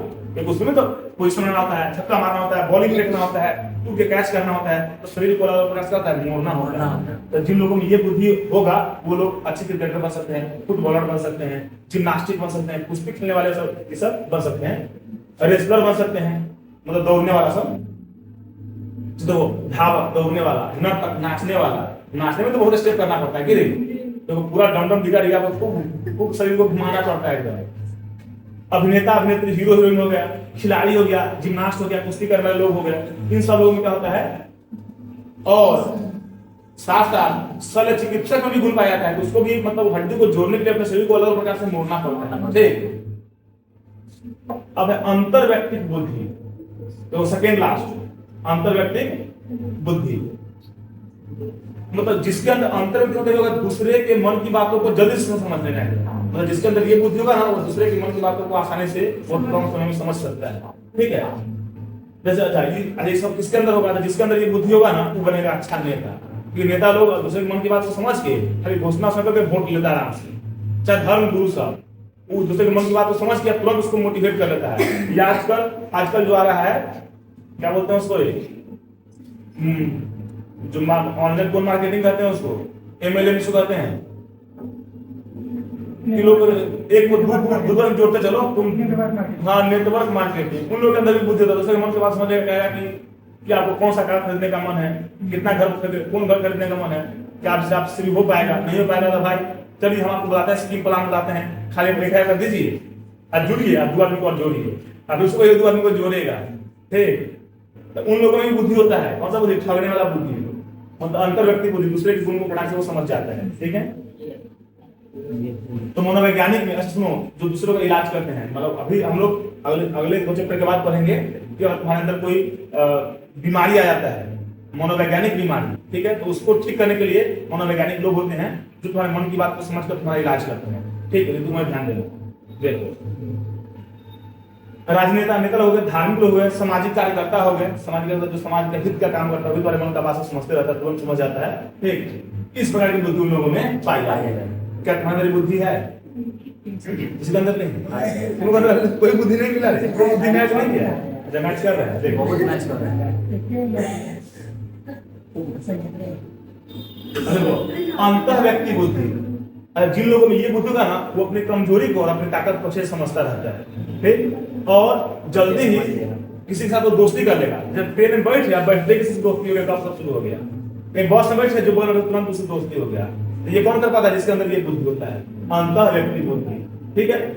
अच्छा देखो, दार्शनिक आध्यात्मिक नेता की लोग के अंदर इस बुद्धि क्या होगा, ज्यादा होगा, मतलब तुरंत सामने वाले को मोहित कर लेगा, उसको नहीं मोटिवेट कर लेना है, आप तुरंत दोस्त बना लेना, तो ये होता है अंतर व्यक्ति बुद्धि, ठीक है। तो ये लुईस फर्स्टर ने बताया कि मनुष्य में 8 प्रकार की बुद्धि होती है, हर बुद्धि का विकास अलग अलग होता है, अब कोई भी बुद्धि कोई किसी को डिस्टर्ब नहीं कर सकता है, सबका विकास अपना फ्री रूप से होगा, ठीक है। अगला बुद्धि का त्रिचापीय सिद्धांत लिखा गया, त्रिचापीय सिद्धांत, त्रिचापीय सिद्धांत होता है, ठीक है। देखो क्या तुम लोगों को थकान हो रहा है? बस पढ़ाई खत्म ही कर लेते हैं, ठीक है, 15 से 20 मिनट में खत्म हो जाएगा आराम से, कोई दिक्कत देखो देखो बुद्धि का त्रिचापीय सिद्धांत, इसको किसने दिया? तो रॉबर्ट स्टर्नबर्ग ने दिया। रॉबर्ट स्टर्नबर्ग, नाम तो भारी होगा, क्योंकि भारत का आदमी रहता तो नाम रहता कौन चीज, मान लो राम शरणागत या नाम तो सतम राम, ये किसी तरह कुछ नाम रहता क्या। लेकिन ये लोग कहाँ के हैं, पश्चिमी देशों के हैं, तो उनका नाम कुछ ऐसा ही रहेगा क्या। तो स्टर्नबर्ग के अनुसार बुद्धि वह योग्यता है जिससे व्यक्ति क्या करता है, किसी वातावरण में घुल मिल सकता है। मतलब कहीं गए अब घुल मिल गए, ठीक, तुरंत दोस्ती हो गया। ये किसका मानना है, हाँ स्टर्नबर्ग का मानना है। किसका मानना है, स्टर्नबर्ग का, ठीक है। अच्छा, इस सिद्धांत के अनुसार बुद्धि 3 प्रकार के होते हैं। अब इन्होंने बुद्धि को कितने भाग में बांटा, 3 भाग, कोई 1 भाग, कोई 2 भाग, कोई 7 भाग, कोई 8 भाग, कोई 3 भाग। नाम है बुद्धि का त्रिचापीय सिद्धांत, 3 प्रकार। देखो सबसे पहले घटकीय बुद्धि, अनुभविक बुद्धि, सांदर्भिक बुद्धि। अब तीनों बुद्धि का नाम तुमको रखना पड़ेगा कि क्या है, कि तुमको समझ में आ जाएगा। देखो सबसे पहले घटकीय बुद्धि, मतलब जिन लोगों के अंदर घटकीय बुद्धि होगा ना, किसी समस्या का समाधान करने के लिए पहले सूचनाओं को इकट्ठा करेंगे, ठीक, और उन मतलब सूचनाओं से उस समस्या से निकलने का प्रयास करेंगे, ठीक है। अच्छा, सूचना कहां से इकट्ठा करेंगे, अगर वो समस्या जैसे अगर तुम क्रिकेटर हो, ठीक है, कोई मैच के अंतिम 4 बॉल में तुमको 12 रन मारना था, अब तुम एक बार जीत चुके हो, ठीक, पहला बॉल सिंगल लेके, दूसरा बॉल छक्का मार के, तीसरा बॉल तो सिंगल लेके, चौथा बॉल जीत चुके हो। अगला बार जब भी तुम्हारे जीवन में ऐसा कोई मौका आएगा, तुमको फिर से 4 बॉल में 12 रन मारना है, तुम किस टीम को याद करोगे, पिछला सिंह को। उस समय भी हम 4 बॉल 12 रन मार के जिताए हुए थे, तो हम फिर से ऐसा कर सकते हैं। तो जिन लोगों के अंदर घटकीय बुद्धि होती है, कि फटाक से अपना पूर्ण घटना को याद कर लेगा, जिसके अंदर बुद्धि नहीं होगा वो पूर्ण बात भूल जाएगा, फिर कुछ नया सोचेगा, निकल पाएगा क्या, नहीं भी निकल पाएगा, ठीक है। और फिर योजना बनाकर प्लान सेट करके अब उस समस्या से निकलने का समाधान करते हैं। मतलब पहले सूचना को इकट्ठा करना और उस समस्या उस सूचना का उपयोग करके उस समस्या से बाहर निकल जाना। और अनुभविक बुद्धि, जैसे देखो इस प्रकार की बुद्धि रखने वाले लोग नई समस्या आने पर अपने पुराने अनुभव का उपयोग करते हैं, ठीक है। मतलब बात लगभग वही हो गया, हाँ, कि अपने उसमें क्या था कि घटकीय बुद्धि में कि हम सूचना इकट्ठा करेंगे, और सूचना में अपना सूचना भी हो सकता है और किसी और का सूचना भी हो सकता है। मान लो कि कोई और ऐसा कर चुका है और वो मेरे पास इन्फॉर्मेशन अगर है, तो हम उसके भी उस प्लान का यूज करके हम उस समस्या से बाहर निकल सकते हैं, ठीक। जैसे वही तुमको पता एग्जांपल दिया, रूम में आग लगा, तुमको बंद कर दिया गया, आग लगा दिया, तुम कैसे निकलोगे, ठीक। तो तुम सोचोगे ऐसा कोई लोग निकल चुका है कि नहीं पहले, अगर वो कर चुका तो वो उसने क्या किया था, जो उसने क्या था वही यूज करेंगे तो हम भी निकल जाएंगे ऐसे में, ठीक है। तो अनुभवी बुद्धि में क्या हुआ कि पुराने अनुभव का उपयोग करके अनेक समस्याओं से क्या करना, बाहर निकलना। समस्या नया है, अनुभव क्या है, पुराना है, उसका उपयोग निकल जाएंगे। अगला सांदर्भिक बुद्धि, ठीक, मतलब जिन लोगों में ऐसा बुद्धि होगा ना, वो तुरंत क्या करते हैं, पर्यावरण से अनुकूलन कर लेते हैं। पर्यावरण से अनुकूलन करने का मतलब पर्यावरण में घुल मिल जाना, तुरंत दोस्ती कर लेना। या मान लो अगर हम किसी ऐसी जगह पर गए जहाँ पर ठंडा ज्यादा पड़ रहा है, ठीक, हमारा शरीर क्या होता है कि वहां बीमार पड़ जाता है, अगर हम तुरंत पर्यावरण से अनुकूलन नहीं कर पाए तो, ठीक है। तो जिन लोगों को सांदर्भिक बुद्धि होगा, यहाँ शरीर को अनुकूलित नहीं करना है, अपने व्यवहार को अनुकूलित करना है। तो हम जिस परिवेश में जाएंगे ना तुरंत घर जाएंगे। मान लो बाराती में गए तो नाची बोलेंगे, अगर चले गए दरोगा के सामने तो चुपचाप खड़ा हो जाएंगे। यदि चले गए डीएम के सामने, हाँ सर एक एप्लीकेशन है, ये काम करने नला टूट गया है, मुखिया बना नहीं रहा है, तो अब इज्जत से बच जाएंगे। झगड़ा हुआ तो गाड़ियों पर लेंगे, फटाफट वहां पकड़ दिया आदमी। मतलब तुरंत क्या करना, पर्यावरण से अनुकूलन। जिन लोगों में ये बुद्धि होगा तो सब जगह फटाफट अपने आप को चेंज कर लेगा, और नहीं होगा तो हर जगह मुंह बना के बैठे रहो। क्या बोलूं, देखो देखो ये बुद्धि होना चाहिए सब लोग के अंदर, ठीक है। हर प्रकार का बुद्धि होना चाहिए, कितना पैसा होना चाहिए, बुद्धि है ना, ठीक। चलो अब है बुद्धि में व्यक्तिगत विभिन्नता है। आखिर बुद्धि विभिन्नता लोगों को होता क्यों है? सब मनुष्य के अंदर एक तरह का बुद्धि क्यों नहीं है? सब शांति क्यों नहीं है? सब तपेश्वर खचरे क्यों नहीं है? क्या देखो देखो इसका 2 कारण मेन, अभी उसके बारे में जानोगे। देखो कुछ लोग दूसरे लोगों से ज्यादा या कम बुद्धिमान क्यों होते हैं, ये बात तुम्हारे मन में क्या है जीवन में जानने का, कि अगर खिड़की तेज है तो क्यों तेज है, आप जानिए हम कमजोर है क्यों कमजोर है, ऐसा क्या कारण है? मेरे पास मस्तिष्क है, उसके पास मस्तिष्क है, न्यूरॉन का फर्क होगा तो कुछ लाख का फर्क होगा। जहां और वो न्यूरॉन है कुछ लाख आगे पीछे हो गया तो उससे क्या फर्क पड़ता है? कुछ फर्क नहीं पड़ता है। ताकि वो ज्यादा तेज ज्यादा कमजोर क्यों हो गए? तो सुनो, इसके 2 कारण है, आनुवंशिकता और पर्यावरण। देखो आनुवंशिकता का क्या कहते हैं, अपने पूर्वजों के गुणों का तुम्हारे अंदर आना, ये कहता है आनुवंशिकता। तो माता पिता गुण और अगले पीढ़ी में जा रहा है तो क्या कहते हैं? आनुवंशिकता। आप पर्यावरण कहते हैं कि हम जिस परिवेश में रह रहे हैं, ठीक, वहाँ कैसे लोग रह रहे हैं। जैसे होता क्या है कि अगर लगभग में 2 आदमी का आर्मी में नौकरी हो गया तो पहले वो सब दौड़ना शुरू करेगा, बोले कि हम भी आर्मी करेंगे, ठीक। अगर 5 आदमी का टीचर में हो गया तो सब ट्रेनिंग में जाकर एडमिशन लेंगे, हम भी ट्रेनिंग करेंगे, डीएलएड करेंगे, है कि नहीं है? या कोई अगर एगो बीपीएससी निकाल लिया तो सब रहेगा पढ़ने के लिए बीपीएससी की तैयारी नहीं। इसको बोलते हैं पर्यावरण। पर्यावरण का असर बहुत पड़ता है लोगों को, देख के मतलब सीखना लोगों को, ठीक है। ये तुमको दिखाया झलक किसका, पर्यावरण का और आनुवंशिकता का। अब देखेंगे इसका डिटेल में। देखो बुद्धि पर इन दोनों का असर होता है, आनुवंशिकता का भी असर होता है और पर्यावरण का भी असर होता है। बुद्धि पर आनुवंशिकता के प्रभाव का प्रमाण तब मिलता है जब जुड़वा बच्चों पर अध्ययन किया गया। मतलब तुम समझते हो जुड़वा बच्चा, एक साथ दो बच्चों का जन्म होना, ठीक है। तो जुड़वा बच्चों में ना बहुत चीज समान होता है, तो दिखने में लगभग समान होगा, उसका बुद्धि भी लगभग समान होगा। तो उन दो बच्चों पर अध्ययन किया गया, जो कैसा कैसा अध्ययन किया गया। अब जब जैसे दो जुड़वा बच्चा हुआ तो क्या किया गया, उस बच्चा को एक साथ पाला गया, मतलब दोनों को अपने पापा मम्मी के साथ रखकर पाला गया। तो दोनों के ना बुद्धि में 0.90 संबंध पाएगा, मतलब 90% गुण दोनों का सेम सेम था। क्यों? दोनों जुड़वा है, एक ही माता पिता का, और एक ही जगह पला बढ़ा है, ठीक। आनुवंशिकता भी समान है, अब वातावरण में क्या है, समान है। तो दोनों का बुद्धि कितना परसेंट मिल रहा है, 90% दोनों का बुद्धि मिल रहा है, ठीक। अब क्या किया गया कि फिर से दो जुड़वा बच्चा लिया गया, एक को भेज दिया गया नानी के यहाँ, एक को भेज दिया गया रखा गया बाबा के यहाँ। अब क्या हुआ, दोनों में बच्चा जुड़वा है, मतलब आनुवंशिक गुण समान होगा, तो माता पिता गुण समान होगा, लेकिन वातावरण समान होगा क्या? तो वातावरण के लोगों से क्या हुआ, दोनों में मात्र 72% का गुण मैच हुआ, बाकी गुण मैच नहीं हुआ। मतलब वातावरण बदलने से देख रहे हो, ये कहां 90% था, अभी 72% पे आ गया गुण मैच। अब देखो साथ साथ पाले गए भाई बहन में, जो कि जुड़वा नहीं है लेकिन एक साथ पाला गया है, उनमें 50% का सहसंबंध पाया गया। तो 50 0.50 उसको 50% बोलेंगे, ठीक है। मतलब अगर वो जुड़वा अगर होता तो पूरा मनोव्यवहार उसका आनुवंशिक गुण समान होता, लेकिन अगर अलग अलग भाई बहन, कोई 1-2 साल बड़ा है, कोई 2 साल मानो छोटा हो गया, तो उसमें 50% गुण मैच कर रहा है। और उसी भाई बहन को जो जुड़वा नहीं है, एक को भेज दिएगा नाना के यहाँ, एक को रखा गया अपने बाबा के यहाँ, अगर उसका पालन पोषण होगा तो उसमें मात्र 25% का गुण मैच हो रहा है। मतलब हम देख रहे हैं कि वातावरण बदलने से गुण में क्या हो रहा है, फर्क हो जा रहा है कि नहीं है। मतलब हम एक बात समझ गए कि आनुवंशिकता का प्रभाव भी पड़ रहा है, अगर जुड़वा हो तो ज्यादा गुण मिल रहा है, और जुड़वा नहीं है तो कम गुण मिल रहा है, और वातावरण का प्रभाव भी पड़ रहा है। तो अगर नाना के चला गया तो गुण अलग अलग हो गया, एक साथ है तो गुण एक जैसा हो गया, ठीक है। अभी एक हॉलीवुड हीरो है, तुम लोग देखा होगा टर्मिनेटर फिल्म अगर देखा होगा, तो उसी में रोनाल्डो उस नाम है उसका हीरो का। उसको 2 बेटा हुआ, पति पत्नी में तलाक हो गया, एगो बेटा को पत्नी पाली हुई है, एगो बेटा को ही पाले हुआ है। जिसको पत्नी पाली हुई है वो गेंडा बन गया हुआ है, वो बेटा उसको इतना मोटा है एकदम, खूब लंबा, छत इतना लंबा चौड़ा है वो। और जिसको ये खुद पाले हुआ है, ये रोनाल्डो की क्या नाम है इसका हीरो है, एकदम फिट है एकदम, मतलब उसको एकदम जिम्नास्ट बना रखे हुए एकदम, दौड़ा उड़ा के साथ एकदम। देखो तो पर्यावरण बदलने से शरीर पर असर पड़ गया, तो दोनों का आनुवंशिक गुण तो सेम ही है, दोनों ही माता पिता का दिया होता है। मतलब आदमी के व्यवहार पे नहीं, जो शरीर पर असर पड़ जा रहा है, ठीक।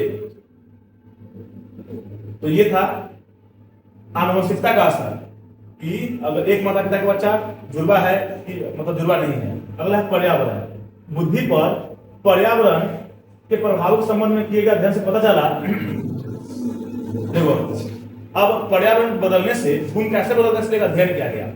क्या हुआ ना कि एक माता पिता को 2 बच्चा हुआ, एक बच्चा को छोड़ दिया गया उसके पास, एक को गोद ले लिया गया। गोद लेना समझते हो कि उसको लेकर कहीं और चला जाएगा, उसका पालन पोषण कहीं और होगा, ठीक है।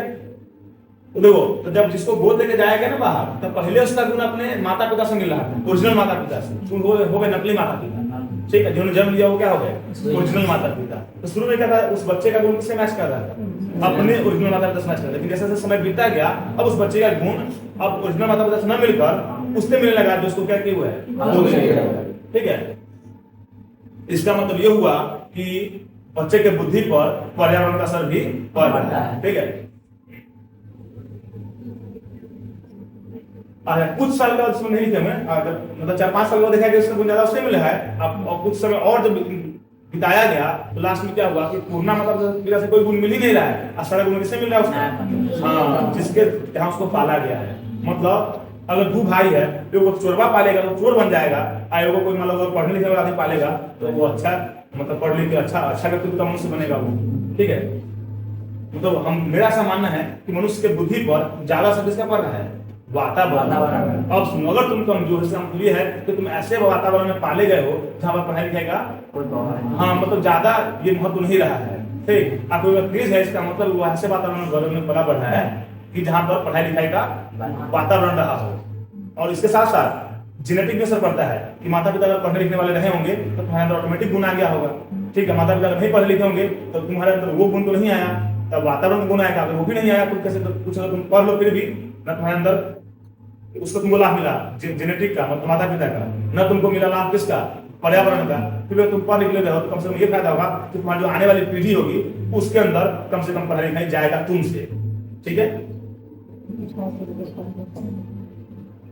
अब है बुद्धि का मूल्यांकन, सबसे लास्ट टॉपिक इस चैप्टर का, अंतिम टॉपिक कि बुद्धि को नापा कैसे जाए, इसके लिए ऐसा कौन सा तराजू बना हुआ है। ठीक, तो देखो हमको बताया था कि बुद्धि को नापने का सबसे पहला प्रयास किसने किया था, 1905 में अल्फ्रेड बीने ने किया था।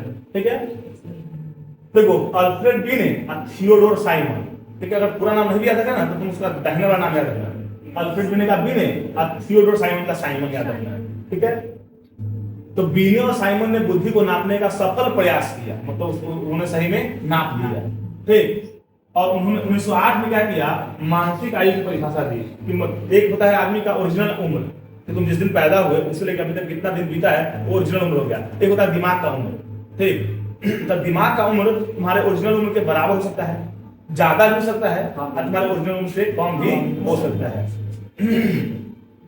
देखो तो मानसिक आयु को क्या परिभाषा दिया, मानसिक आयु कि 5 साल का कोई बच्चा उस काम को कर लेता है जो 8 साल का बच्चा कर सकता है। इसका मतलब यह हुआ कि उस बच्चे का मानसिक आयु 5 साल नहीं होगा, 8 साल होगा। क्यों, क्योंकि वो उस काम को कर पा रहा है जो 8 साल का बच्चा कर सकता है। ठीक है, तो इस बच्चे का मानसिक आयु अपने ओरिजिनल आयु से ज्यादा है कि कम है, ज्यादा है। चलो कालानुक्रमिक आयु मतलब ओरिजिनल आयु कब पैदा हुआ, कितना दिन बीता उसके बाद। ठीक है, तो जन्म के बाद बीत चुकी अवधि को कालानुक्रमिक आयु कहते हैं। जिस आयु को हम लोग गिनते हैं उसको हम लोग क्या कहते हैं, कालानुक्रमिक आयु कहते हैं। अर्थात कौन आयु, वास्तविक आयु।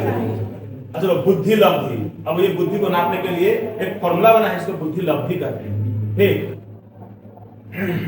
1912 में एक जर्मन मनोवैज्ञानिक विलियम स्टर्न ने बुद्धि लब्धि का संप्रत्यय दिया, मतलब परिभाषा दिया कि बुद्धि लब्धि कहते किसको है और उसको नापा कैसे जाए। तो बुद्धि लब्धि आई इसको बोलते हैं आईक्यू। ठीक है, मानसिक आयु बटे कालानुक्रमिक आयु और गुणे 100, मतलब तुम्हारा ओरिजिनल उम्र कितना है, तुम्हारे दिमाग का उम्र कितना है। तो दिमाग की उम्र में ओरिजिनल उम्र से भाग करेंगे तो पक्का बात है आंसर दशमलव में आएगा।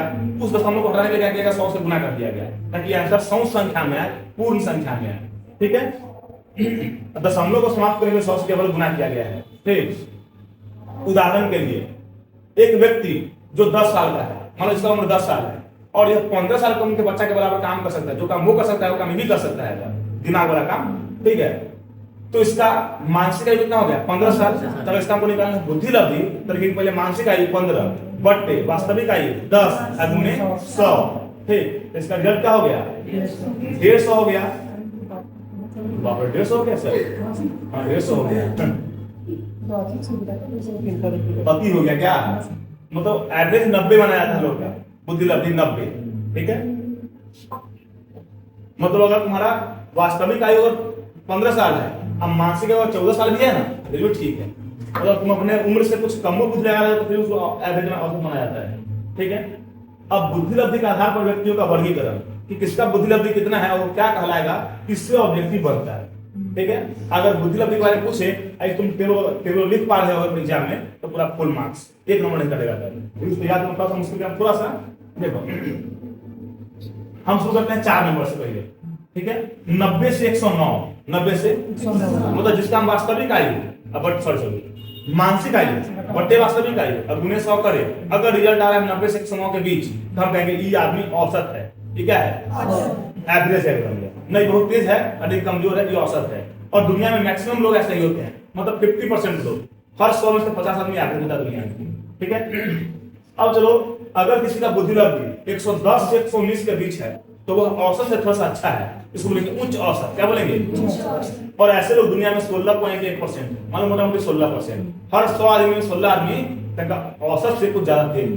ठीक, चलो फिर 120 से 130 जिसका हो गया बुद्धि लब्धि, मतलब मानसिक आयु में वास्तविक आयु से भाग करेंगे, 100 से गुना करेंगे, अगर रिजल्ट आया कितना 120 से 130 के बीच, उसको कहेंगे श्रेष्ठ। क्या कहेंगे उसको? श्रेष्ठ। और ऐसे लोग दुनिया में 6.7% है। कितना परसेंटेज?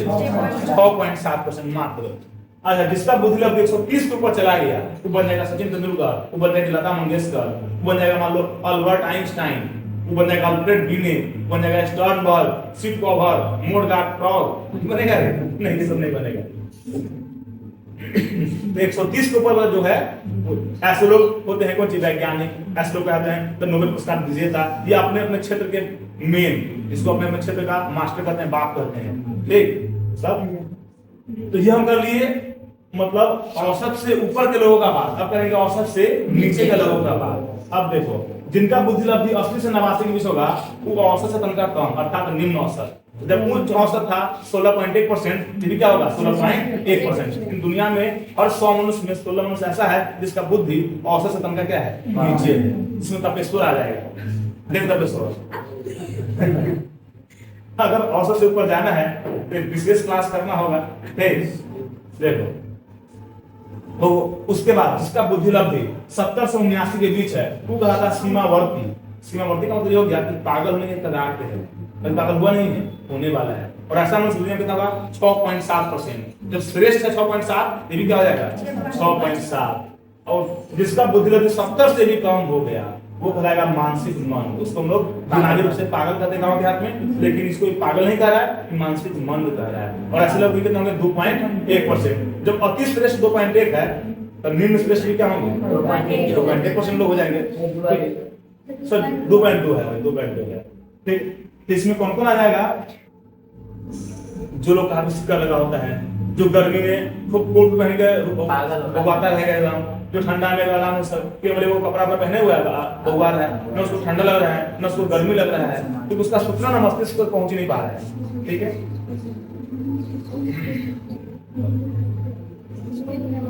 सुनो, अभी लास्ट टॉपिक बच गया था, देखिए तो बुद्धि परीक्षण के प्रकार, एकदम सबसे लास्ट टॉपिक, बुद्धि परीक्षण के प्रकार। देखो, क्रोह के ब्लॉक डिजाइन परीक्षण। अब तुम्हें बुद्धि का परीक्षण करना है, क्रोह ने एक विधि दिया, इसको बोलते हैं क्रोह का ब्लॉक डिजाइन परीक्षण। इस परीक्षण में लकड़ी के कई घनाकार घन के आकार का टुकड़ा दिया जाता है, जिसमें मुझे जाएगा इस टाइप का टुकड़ा सा, तो इस टाइप का तुमको ढेर सारा टुकड़ा दिया जाएगा और उसको जोड़ के तुमको आकृति बनाना है, ठीक। और तुमको टाइम लिमिट दिया जाएगा, तुम्हारे पास 60 सेकंड का टाइम है या 1 मिनट का टाइम है, मतलब 2 मिनट का टाइम है, ठीक है। अब तुमको एक डिजाइन बना देना है, अगर तुम उस टाइम लिमिट के अंदर उसको तुम बना दे रहे हो, मतलब तुम्हारा वो बुद्धि का वो नाप कर लेगा, या तुम कितना समय बना रहे हो उसके हिसाब से तुमको मार्क्स मिल जाता है उसमें, ठीक है। एक है व्यक्तिगत एवं सामूहिक बुद्धि परीक्षण। देखो, सबसे पहले व्यक्तिगत, फिर पढ़ेंगे सामूहिक। इसमें क्या होता है कि एक समय में ना एक ही आदमी की बुद्धि का परीक्षण किया जाएगा, एक ही टेस्ट लेंगे इसमें क्या समय क्या लगेगा? ज्यादा लगेगा, कम तो समय लगेगा, ज्यादा समय लगेगा, एक आदमी को ले रहे हैं, ठीक है। अच्छा, ये लिखित मौखिक दोनों हो सकता है। अगर एक आदमी को लेना है टेस्ट तो मौखिक भी ले सकते हैं, लिखित भी ले सकते हैं, बुद्धि परीक्षण। सामूहिक बुद्धि परीक्षण, इसमें क्या होगा? एक साथ पूरे समूह के बुद्धि का परीक्षण किया जाएगा, तुम सबका दिमाग कैसा है, बुद्धि कैसा है, एक साथ जांच करना है, इसके लिए हमको इस विधि का प्रयोग करना है, सामूहिक बुद्धि परीक्षण, ठीक। यह सामान्यतः लिखित होता है, क्योंकि मौखिक का मतलब 100 बच्चा है, असल में हमको मौखिक काम करना है, सबसे 10 क्वेश्चन पूछना है, संभव है क्या? बहुत समय लग जाएगा इसमें। तो यह सामान्यतः कैसा होगा? लिखित होगा, मतलब आधा घंटा टाइम है, आधा घंटा सबका लिखा जाएगा, ठीक है। अब है कुछ भारत का बात सब देख लो कि भारत में मनोविज्ञान के क्षेत्र में बुद्धि को नापने के क्षेत्र में कौन कौन काम हुआ, किसने किसने किया है। 1930 में एमएस मोहसिन ने हिंदी भाषा में बुद्धि परीक्षण के निर्माण का प्रयास किया, मतलब जो भी बुद्धि परीक्षण का जो है ना किताब सब है वो सब इंग्लिश में है, इसमें क्या किया? हिंदी में लिखने का प्रयास किया है, ताकि भारतीय लोगों का भी बुद्धि परीक्षण किया जा सके, ठीक। इससे पहले यूरोप के वैज्ञानिक, विविध के मनोवैज्ञानिक उस समानता किस भाषा में कर रहे थे? इंग्लिश में किताब लिख रहे थे बुद्धि को नापने का। चलो, सीएच राइस ने बीने के बुद्धि परीक्षण को पंजाबी और उर्दू भाषा में बनाने का प्रयास किया। तो अल्फ्रेड बीने ने ये जो किताब, जो बुद्धि परीक्षण किताब लिखा, उसको क्या किया? पंजाबी में और उर्दू में ट्रांसलेट कर दिया। किसने? सीएच राइस ने, ठीक। चलो, अच्छा, महला नोबिस ने बीने के परीक्षण को बंगाली भाषा में मानकीकृत कर दिया। मतलब किताब अल्फ्रेड बीने जो लिखा, अल्फ्रेड बीने का भारत के हैं? नहीं। देखो सब पश्चिमी देशों के हैं मनोवैज्ञानिक लोग, उन्हीं किताबों क्या किया, किसी ने उर्दू में, किसी ने पंजाबी में, किसी ने बांग्ला में ट्रांसलेट किया, ठीक है। अच्छा, लॉन्ग और मेहता, लॉन्ग नहीं, आदमी का नाम है लॉन्ग, मेहता, इन्होंने क्या किया, एक मानसिक मापन पुस्तिका प्रकाशित की जिसमें भारत की अलग अलग भाषाओं में मतलब इसको उपलब्ध कराया गया। इसमें 105 बुद्धि प्रश्न सूची है, मतलब इसमें टोटल 105 क्वेश्चन है, ठीक। और ये भारतीय हैं लॉन्ग और मेहता, और इन्होंने क्या किया, मतलब इन्होंने खुद लिखा इस किताब को और अपने भाषा में लिखा। किसके लिए लिखा, भारत के लोगों के लिए लिखा कि भारत के लोगों की बुद्धि का मापन कैसे किया जाए, ठीक। अच्छा, एशिया और अफ्रीका के अनेक समाजों में तकनीकी बुद्धि को ज्यादा महत्व नहीं दिया जाता है। मतलब जैसे अमेरिका में है जिसके पास तकनीकी बुद्धि ज्यादा है, मतलब जिसके अंदर इंजीनियर वाला गुण ज्यादा है, जो आविष्कार कर सकता है, उसको विशेष बहुत महत्व मिलता है। लेकिन एशिया के देशों में चाहे अफ्रीका के देशों में उसको ज्यादा विशेष महत्व नहीं है। इसका का चैप्टर हो गया संपन्न। तो आज के लिए बस इतना ही। कल शुरू करेंगे पार्ट 2 आत्म एवं व्यक्तित्व। क्या हाँ कर, क्या बोले हो?